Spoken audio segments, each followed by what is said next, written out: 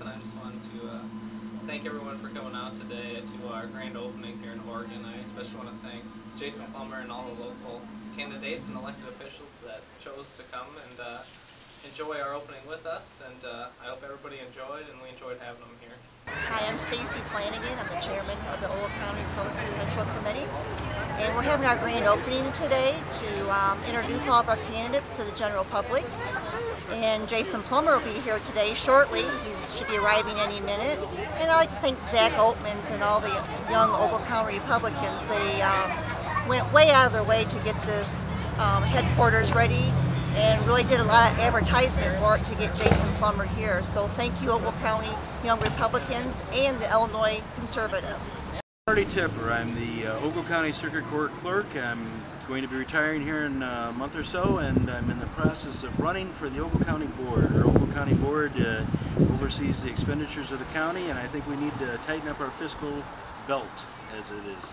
Yep, you're here at the grand opening of the Illinois Conservatives' little headquarters. Absolutely, we're excited to be here today. Absolutely very excited to be introduced to this new group. The Illinois Conservatives we're on the right track at the right time. I think we're expecting good things. We got the building by talking to the Republicans here in Ogle County, and they had this building for over 2 years and it never staffed it. We offered to staff it because we have many volunteers throughout the state, and we're staffing a few times a week now, and we have no problem with the volunteers, and it gives everybody a spot to come to get signed. Something we've never had in Ogle County. We've never had a full-time office for Republican signs or conservative signs, so it's definitely a big advantage for us. Sure. It's very encouraging because the group started on Facebook, and people don't really see a Facebook group taking off, but our group went from one person to 3,000 to what it is today in a short amount of time, and we got some momentum from media all the way through Illinois, from down southern part to up in Chicago, and it's been a lot of support from a lot of people and volunteering. It's not uncommon for us to have 4 or 5 events going on at once in the state during the day or it's definitely a good thing. What do you do now that you have this facility that you couldn't do before? It gives us a base for people to go to. Before we were running out of our houses throughout the state, and here gives us a central location. It gives us an address. It gives us a number for people to contact. It gives me an office for people to come in and talk to me. It doesn't have to be all by phone and with set hours here, it gives us a chance where people know where I'm going to be and when I'm going to be there, and we can talk and come together and help out conservatives throughout the state. Sure, and does that bring, does that bring a sense of legitimacy that maybe you didn't have before when you were only sort of on the internet? We got, having an office is big time for legitimacy because using a house address just doesn't have the kind of legitimacy as an office of your own, a place of your own. It's just like a teenager moving out of their parents' house for the first time. It gives them a sense of they're moving on and they're becoming more responsible. And our group is becoming more respectable too because we can get our own spot and hold our own spots, staff our own spots. So it's very good for our group, and it shows that we have the volunteers to help out statewide in this office, and we can help. It's a good thing.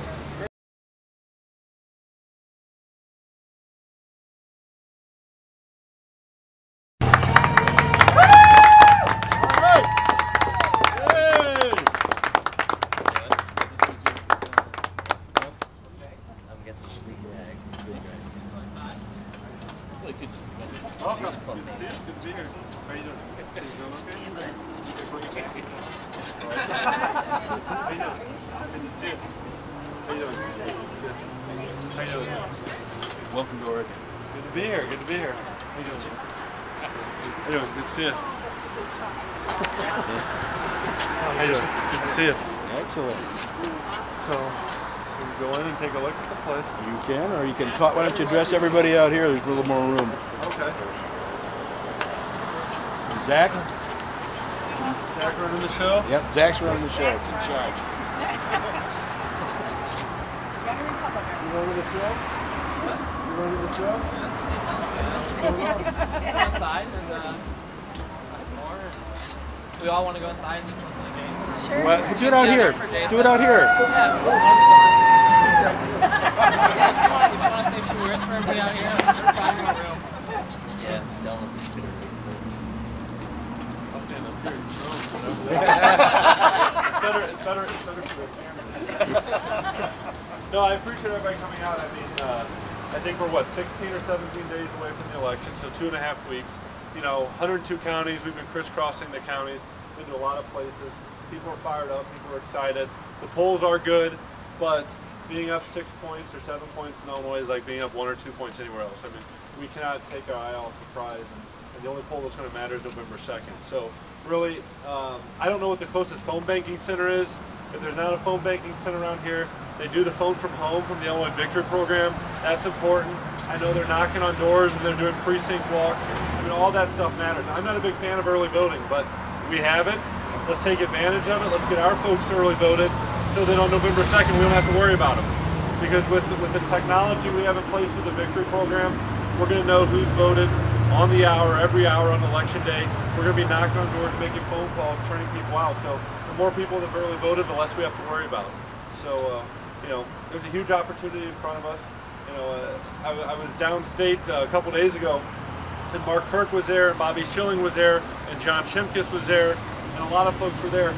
And Illinois is a battleground, because not just do we have Bill Brady running for governor, but we have an opportunity to send 4 new Republican congressmen to Washington, D.C.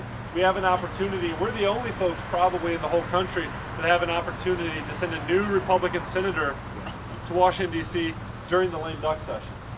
And we know we're going to beat them bad on November 2nd, but they're still going to have some time to jam a lot of stuff we don't like through. A bunch of unelected folks jamming stuff through after the election. Mark Kirk might be the vote there to stop a lot of that. So that's very important to stay focused on as well. From a state level, what do you say? We've got a lot of problems. But we can talk about our unemployment rates, we can talk about the budget deficits, we can talk about the unfunded liabilities. The flip side of that is I don't think there's a state as blessed as Illinois. If you look at all the assets and the resources we offer, our agricultural soil, our coal reserves, our colleges, our universities, in order to utilize those things and get the state turned around, we just need new policies. Policies that aren't going to hammer our businesses and our workers. We're going to get the new policies, we need new personalities. I think that's what our ticket represents.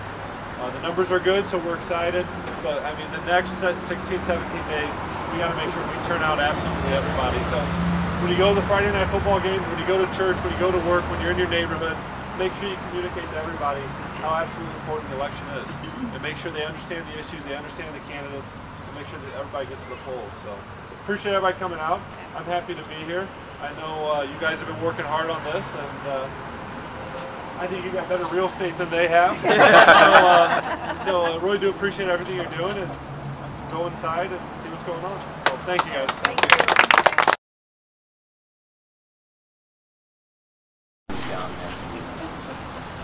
Ethanol plant. So what's changed in the race? Not much has changed. I mean, the issues are still the same. Folks are really concerned about the direction of the state. I think they decided that if we're going to get it turned around, we need some new personalities, and that's what Senator Brady and I represent. We're really focused on the economic climate of the state. I think Illinois is as blessed as any state out there. What we have not been able to accomplish, given the wonderful assets and resources we have in the state, I think is shameful. We're going to need new policy direction to tackle the issues and turn Illinois around. One of the issues that came up, the state EPA, much like the states for the U.S. get away from the way they should. I talked to Senator Stevenson about the claim the fact that Quinn hasn't filled the regulatory agencies the way they should. How does the Republican Party plan on pulling something like the staff agencies needed? Well, the fact of the matter is, when Paxman came into office, he had an opportunity to go clean up state government. 80% of Tony Rezko and Ron Blagojevich's appointees are still there.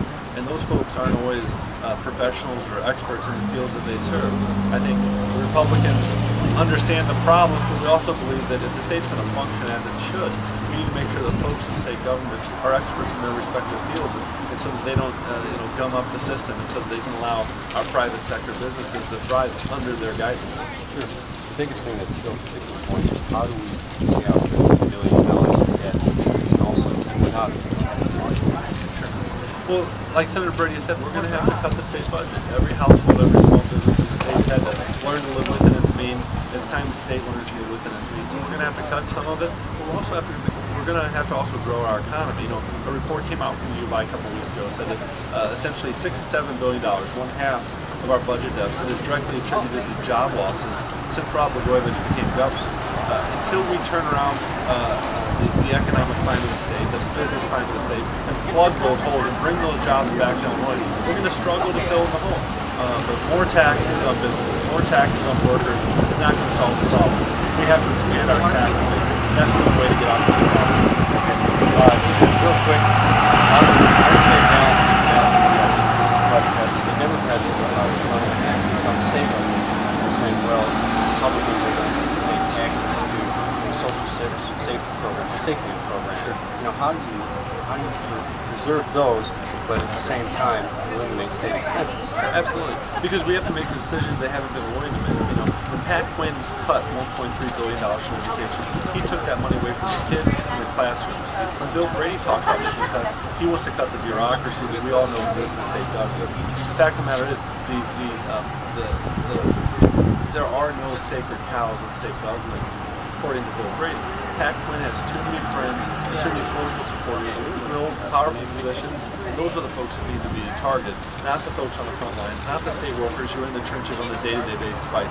Those folks don't have the resources they need right now. We need to make sure government runs more effectively and more efficiently, just like any business, just like any household in Illinois.